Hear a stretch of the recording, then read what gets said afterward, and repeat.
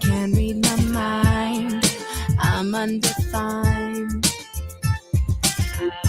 I'm just beginning, the pen's in my hand, ending unplanned. Staring at the blank page before you, open up the dirty window, let the sun illuminate the words that you could not find. Reaching for something in the distance, so close you can almost taste it. Release your inhibitions, feel the rain on your skin. No one else can feel it for you, only you can let it in. No one else can speak the words on your lips. Drench yourself in words unspoken, live your life with arms wide open. Today is where your book begins, the rest is still unwritten. Yeah.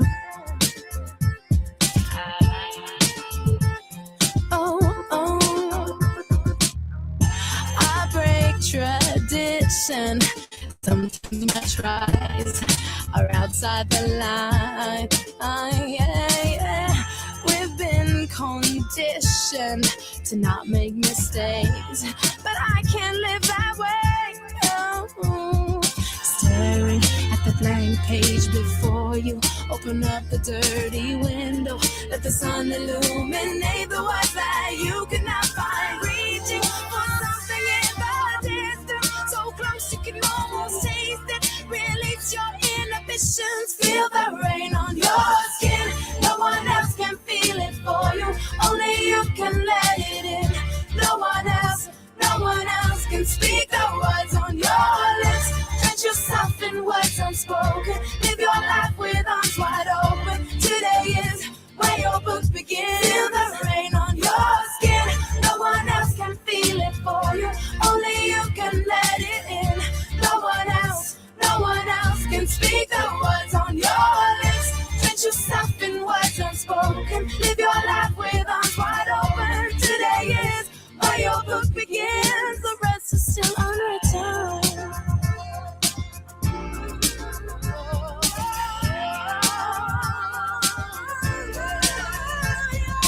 Staring at the blank page before you, open up the dirty window, let the sun illuminate the words that you cannot find. Reaching for something in the distance, so close you can almost taste it. Release your inhibitions, feel the rain on your skin. No one else can feel it for you, only you can let it in. No one else can speak the words on your lips. Drench yourself in words unspoken, live your life with arms wide open. Today is where your book begins. Feel the rain on your skin. No one else can feel it for you, only you can let it in. No one else can speak the words on your lips. Drench yourself in words unspoken, live your life with arms wide open. Today is where your book begins, the rest is still unwritten. The rest is still unwritten.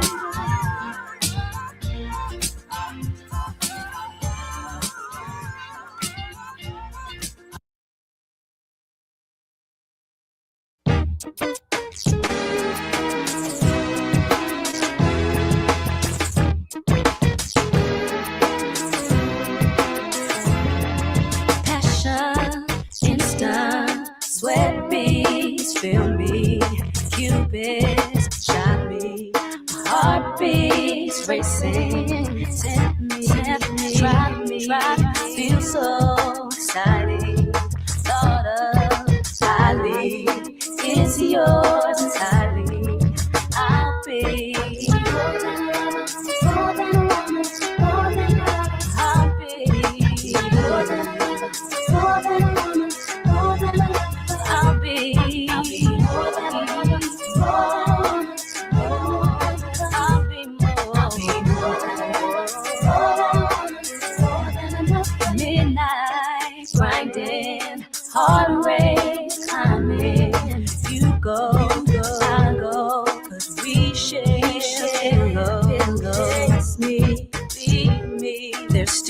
separating. Morning massages, newborns in your closet. I'll be more than a lover, more than a woman, more than your lover. I said I'll be more than a woman, more than a lover. I'll be more than a lover, more. I'm gonna be more. I don't think you're ready. You're ready for this thing. You're ready for this. You're not ready. You're ready for this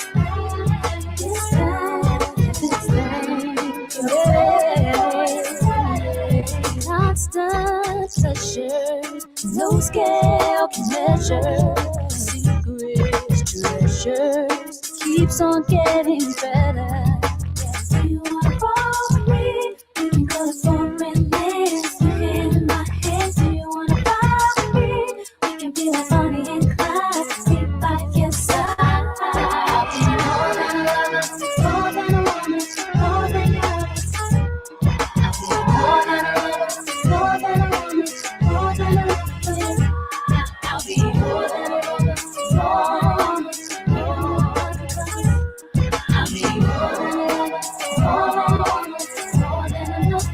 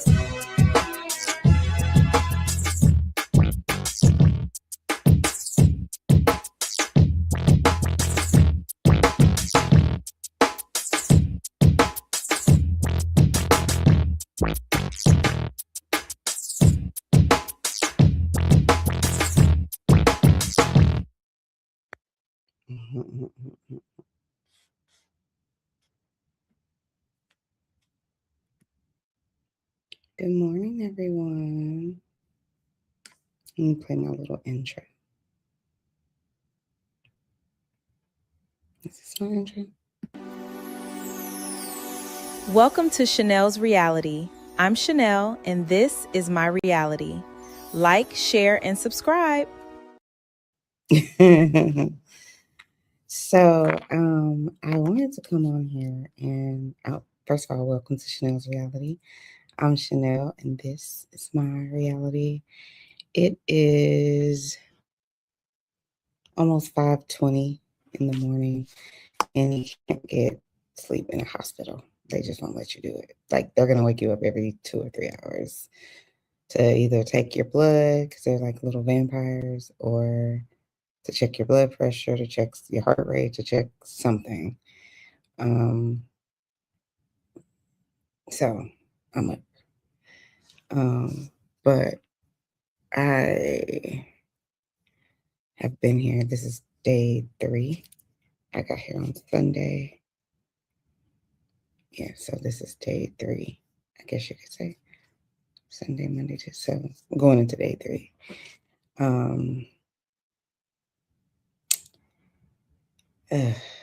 And I'm a little bit concerned because so if you watch my other video about a spinal leak, so what happens, so I have this condition called idiopathic intracranial hypertension, which basically means that idiopathic means unknown cause. So they don't know what causes the intracranial pressure. They just know that you have a buildup of fluid that can't get out. So in my case, think of your brain or your spinal cord, and the back of my brain has, back of everybody's brain has a cerebellum, and your cerebellum is kind of like pushing down on that area, kind of invading that space. And so the fluid can't really flow the way it needs to. And so as a result, you get a headache because the pressure builds up, right? So that's kind of what's going on. So I had so much pressure. I've been having these really horrible headaches since like November of last year. So it's almost been a year. And my doctor was like, well, I'll do a spinal tap to kind of like relieve the pressure. So the spinal tap is kind of to do two things: to measure the pressure that's in your brain and then or on your brain or whatever, and it's also to relieve the pressure. So my pressure was like 3 times what it should be. Whatever the normal pressure should be, it was like 3 times that. So thankfully they relieve that pressure. But when I tell you the level of anxiety, I was like, I should ask for something to like just relax me because I just was so scared. I was just like, one, my husband, he's out of the country. And so, when your husband's away, you're just kind of like, you doing this major procedure and you're awake. And I had a lot of anxiety because you don't know. I mean, they're poking into your spinal cord. Let's just start there. So that's kind of a scary thing. And then I'm like, well, what happens if they poke too far in? Or, what happens if I move? Like, so I was just like laying there the whole time, like stiff. I could barely breathe because I was so scared. And then I'm thinking, well, what if the leak doesn't close or just a million things, right? Going through your brain. And um, so I left the next day because I was just kind of tired of being in the hospital and uh, I was ready to go home and like, take a shower because I'd been there for 4 days and I was just like, I'm ready to go. So, so I left that Friday and then I did a live with Creative Solutions. Shout out to Creative Solutions. She's my internet bestie or my YouTube bestie, I would say. She's my co-host in these YouTube streets. So I did a monetization show with her. And during that show, I was really sick. And, just because you don't look sick doesn't mean you aren't sick. And a lot of times I don't look sick, but that doesn't mean I'm not sick. I mean, I did a live in the hospital. So there's that. But if you don't have like cancer or whatever, people think you're not sick. I mean, because you could look at someone, even if you have like a common cold, you can look at somebody and tell something's wrong. They have a stuffed up nose. You kind of have compassion and empathy for that person, right? But if they don't have that, they going to work every day, they smiling, you think that they're fine, but they're not. So anyways, I go home, I do the live. I get through it, but I'm in immense pain, right? So I lay down, I go to sleep. The next day, Sunday, I'm fine all day because I'm not really doing anything. I'm literally laying in the bed all day. My sister, she brings me some food so I don't have to, get up and do anything. Shout out to her. Love you, sis. So I decided, okay, I'm gonna get up. I'm gonna clean the restroom for a little bit. I couldn't really get through that because I was so weak, right? So I was like, I cleaned off the counter, cleaned the toilet, and like little stuff. But I didn't get to like sweep and do all that because I was just like, I've done enough. I'm tired. So I get back in the bed. But then later that day, I didn't want to bother my sister because, I'm that girl where I don't really want to like. I don't want to put no pressure on anybody to do anything. I'm just kind of like, I can do it. And so I said, I'm hungry. This is probably around 5:30 or 6. So I'm like, I'm gonna go get some barbecue. So I went and I remember when I got in the car, I was like, man, I have the worst headache. Like that headache that I had the day before. And but I'm like, I'm gonna just, thug it out. And so I went and I got the barbecue.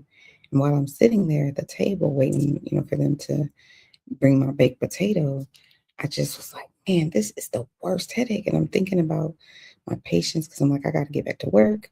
And I'm like, I can't go to work like this. Like, there's no way I can manage because my job is like driving around to people's homes or facilities and checking on patients, making sure that they're okay, helping them with the death and dying process, helping them with funeral arrangements, just helping them with the process of how to manage life when you're dying or how to manage life if your loved one is dying, right? That's my job as a therapist and as a person who works in hospice.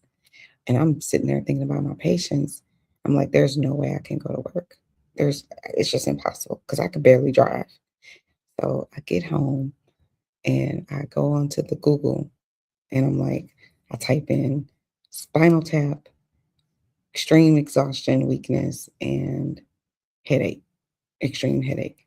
And Google's like, take your ass to the hospital immediately.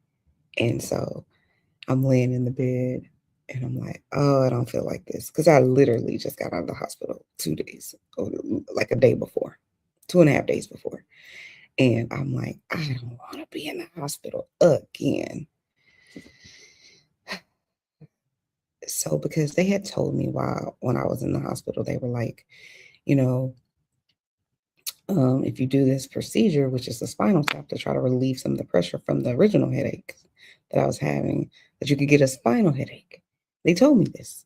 But, I'm like, well, I already have a headache every day, a really bad headache every day. So what's another headache, And so I just thought, what could it hurt? It can't be worse than what I already have. So, but my little sister, I'm telling her about the headache, and I don't even want to tell her because she's like, I'm gonna take you to the hospital, and you don't need to drive yourself, and and I'm like, I'll take myself, or whatever. And so I'm like, don't call my husband because I don't want to worry him. He's, like I said, he's in, where is he? He's in, I was about to say Taiwan, but he's not in Taiwan. He's in the Philippines.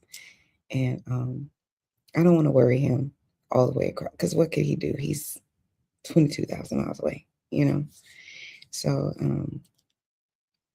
so I go to the hospital and they admit me because they know exactly what it is. And so they're like, we have to do this thing called a blood patch. And so I've been here for 2.5 days, like concerned about what the fuck is that? What does that mean? And does that mean you're going to poke my spine again? I mean, well, not my spine. So what happens is when you get a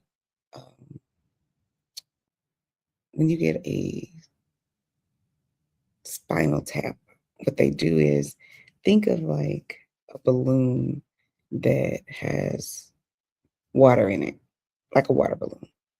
If you poke the water balloon, water comes out or fluid comes out, right? So it's the same thing with your spine, your spinal cord. The fluid comes out. But just like if you poke your skin, blood will come out, but your body typically plug it up. It'll naturally coagulate, which is, and I'm not a doctor, so go see your own doctor. Chanel's not a doctor. I'm licensed to do other things, but not to be a doctor. But your blood will basically clot essentially and plug the hole. Well, in my situation, it didn't clot like it's supposed to. So, the fluid is leaking.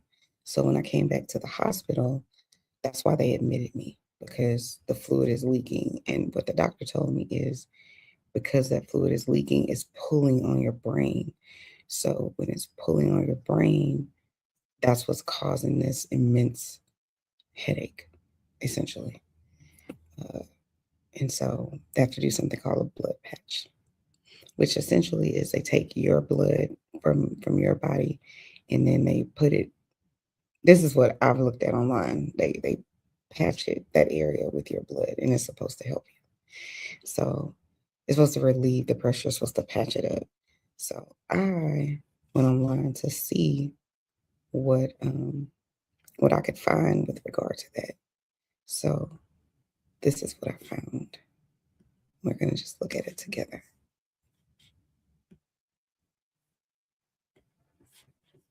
This bag represents the dura that will cover the spinal cord and the nerves within your spinal canal. Now, rarely during spine surgery, it's possible that this protective membrane might get injured, resulting in a cerebrospinal fluid leak that looks like this. Your spinal cord has a protective membrane on the outside surface called the dura. And within the dura, you'll have cerebrospinal fluid that has nerves that are free-floating inside of it. Now, if something like that were to happen, then your neurosurgeon is going to try to identify exactly where the leak is located so that they can repair it through a primary approach with a stitch like this. And during this primary repair, we have to make sure that we get both the edges of the dura, making sure not to injure any of the nerves during that process. And once the stitch is in, we can remove it and then we can tie it to make sure that the dura is nicely reapproximated. By the time that's done, we can cut that stitch. You'll have a stitch that looks like this, but we're not quite done yet. We also have access to this item called an adherus dural sealant. It has 2 syringes on the inside that are filled with 2 separate fluids that when they combine at the tip of the syringe will create a synthetic coagulant to seal off the dural defect. It has a motor on the inside that when it's activated will evenly aerosolize the sealant across the dural defect. So we turn it on and we spray. And when that process is done, you can see that the glue will seal off any remaining defect. It dries pretty much immediately, and this is just one tool that we have at our disposal to help facilitate a repair of a dural defect. Interesting. See, I hadn't watched that yet, so I did not know. Because that kind of looks like what a, like, like when they put insulation in your roof or in your attic or whatever, and they spray it, like to keep all the heat out or keep all the air in. That's kind of what it looks like to me. I know that I found this other one because I thought that this was interesting too.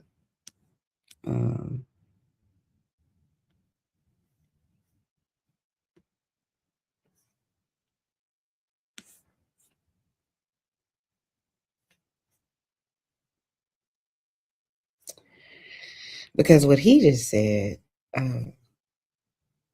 sounds very straightforward. It sounds like, boom, we're going to go in there. We're going to sew up the leak. You know what I mean? We're going to patch it up. We're going to put this stuff on there and then we're done and you're good.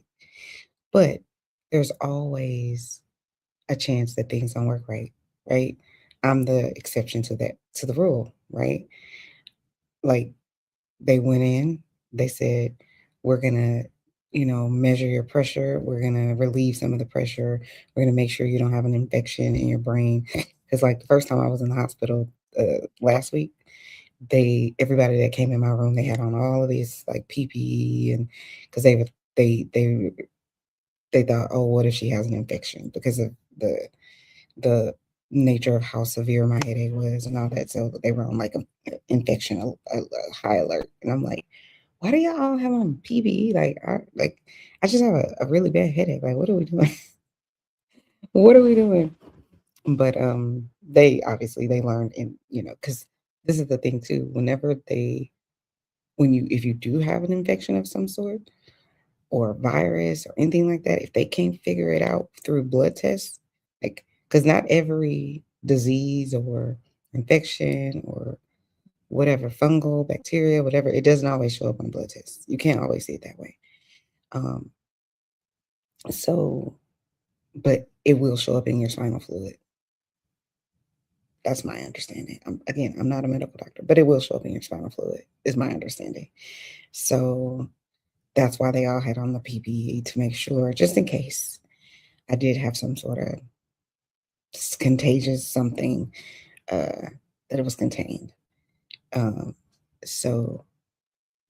when they get your spinal fluid, then they can look under the microscope and then they can see, oh, she has this or she doesn't. And I didn't, obviously. The only thing I did have is, what is it called? A sinus infection that they also identified on the MRI, which is, I'm like, I didn't know they could see that you have what is it called?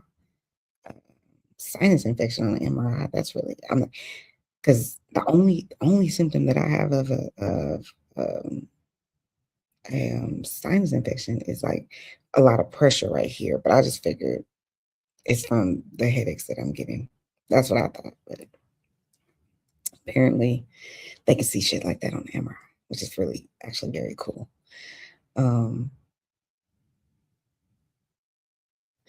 But I'm doing this video too because of all the fears that I have, of like, what if you make more problems? Because I promise y'all, whenever they were doing the original poke, my number one fear was, what if they poke it and the hole doesn't close? And yet here we are, the hole didn't close. And as a result, I have this massive headache, and they call it a spinal headache. What are the chances? This is apparently rare, but it's just like, you know what I'm saying? That's why I always say, don't live your life as a copy. Live your life as an individual, because God made you an individual. So don't live your life as a copy. There's a whole bunch of people out here in this world, and shout out to them, but they live their lives as copies. You spend your life on the internet just copying what other people do instead of making original content. I'm just saying, the shoe fit, wear it. I'm just saying, be original. Don't spend your life watching what everybody else does, watching what other content creators do. Spend your life being original. Just saying, try it out. Might work for you. I'm just saying. So I found this other video of this lady who the repairing with the blood patch didn't necessarily work as planned. So let's watch what she has to say.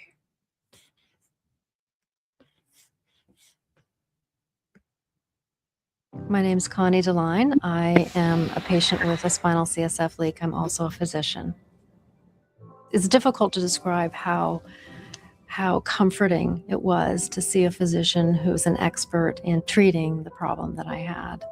My name is Wouter Schivink. I'm a neurosurgeon at Cedars-Sinai Medical Center. There's a very wide range in the treatment of spinal CSF leaks.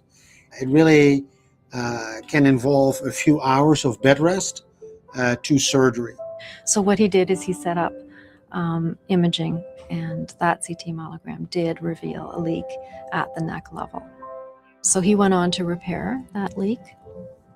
An excellent option for patients with a spinal fluid leak is what's called an epidural blood patch. And the blood patch is really the most widely used and most well-known treatment for these leaks. Basically, what it involves is taking some of the patient's own blood and injecting it, not within the spinal fluid, but superficial to the dura in what we call the epidural space. Almost everybody who has a spinal fluid leak will react favorably to a blood patch, at least 95% of patients. But not infrequently, the results are only temporary. So I did very well for a few weeks, but unfortunately I relapsed. So after that, I did require a few more procedures. And eventually, a few months ago, I had another surgery to repair 2 additional leaks, and that really improved my quality of life significantly. I'm not symptom-free, but I have, hours to be upright every day, which is fabulous. So I think that gives me a little bit of hope, but it's also very scary. 18th letter. Hey, 18th letter. No, I'm okay. It's scaring me too, if I'm being honest. But It's life. I'm over here. Life is over here lifing.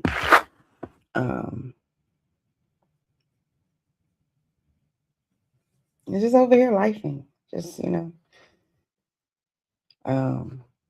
But anyway, the lady in that video, she has what I had or had it. And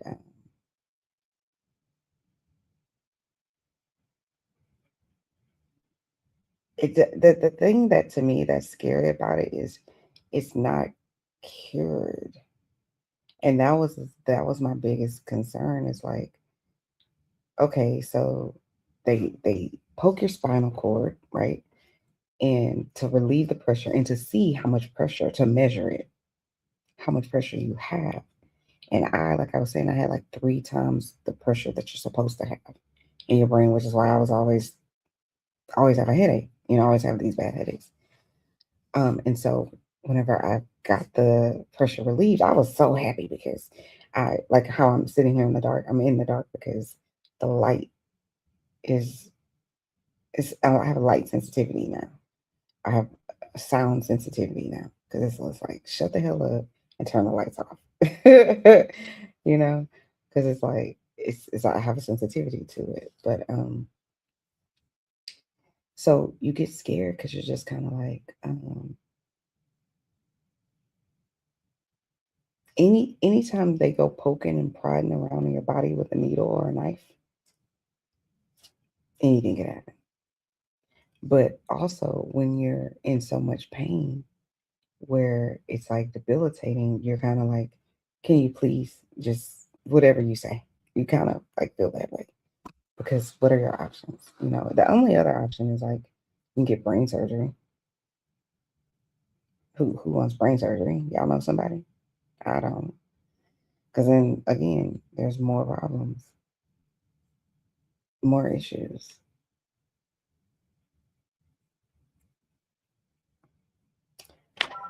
So for me, I'm just kind of like, all right, God, you're in charge. I'm going to let him be in charge. But, God hasn't given us a spirit of fear. I asked them if they can come and warm up my food. Sorry? I asked if they can come and warm up my food. Thank you. Hi. Can you warm up my food for me, please? Okay. Thank you so much. Yeah. And also, can I have some ice? Okay, I'll get it. I appreciate it. Do you have a cover? I have. Oh, cover Yeah. this. Thank you so much. Yeah. My team here at this hospital is so sweet. They're so nice. They warm up my food for me. Thank you. Mm-hmm. So I don't know how I feel about this, but the thing is, I really don't have a choice because how do you sit up every day and you're in pain? So you just got to do what you got to do.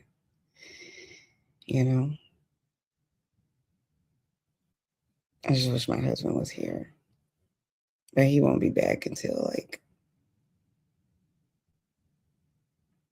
right before Thanksgiving. So it's a little bit hard, But I have other people that love me that, they're coming to check on me and stuff like that. So it's all good. It all works out. I'm eating etouffee for breakfast because this hospital food is for the fucking birds. I ordered etouffee yesterday from this place called Ropor. And so that's what I'm eating for breakfast. I really want some Starbucks oatmeal because they give you like brown sugar. I might order Uber Eats. They give you like brown sugar and like blueberries, and it's really good. So I might order that. But that's the other thing too. I've been here for 3 days and I really haven't been able to eat much. That's why I still have the etouffee because I really haven't been able to eat it. Although I did eat some French fries last night, so I was able to eat that. But just pray for me, guys. I figure while I'm here in this hospital, I may as well make some content and share my journey. And honestly, tell everybody to take care of yourself, listen to your body, because our bodies are we only get one. I mean, unless we come back unless we are reincarnated, which maybe we are. I don't know. The good book says we go on to heaven or hell. I don't know where we go, but I'm pretty sure I'm going to go to heaven. I'm just saying. I mean, why wouldn't I? Why wouldn't I? I believe in God, you know. And I'm a good, decent human being, so there's that. And don't talk about me on the internet because I look like somebody's brother. I'm aware that I don't look great today, but I'm in the hospital. What am I supposed to look like? You know, I'm sick. So they don't admit you to the hospital twice within 2 weeks because you feel good. So thank you so much. You're welcome. Hope it's not too hard. Oh, it's too hot. Can you move this over there? Thank you so much. You're welcome. Are you done here? No, I might eat some of it later. So if you could just put it over there. Okay. Thank you. You're What time can I call them for breakfast? 6:30. 6:30. Okay. Yes. Mhm. Thank you so much. You're welcome. Appreciate it. Mhm. But anyway, I'm gonna get off of here and eat my etouffee. So guys, if y'all, like I said, if you can like the video, share, subscribe, would be greatly appreciated. Like up the stream. Talk to y'all later. Bye guys. Welcome to our fabulous channel. Choose your reality. Welcome to Chanel's Reality. I'm Chanel, and this is my reality. Like, share, and subscribe.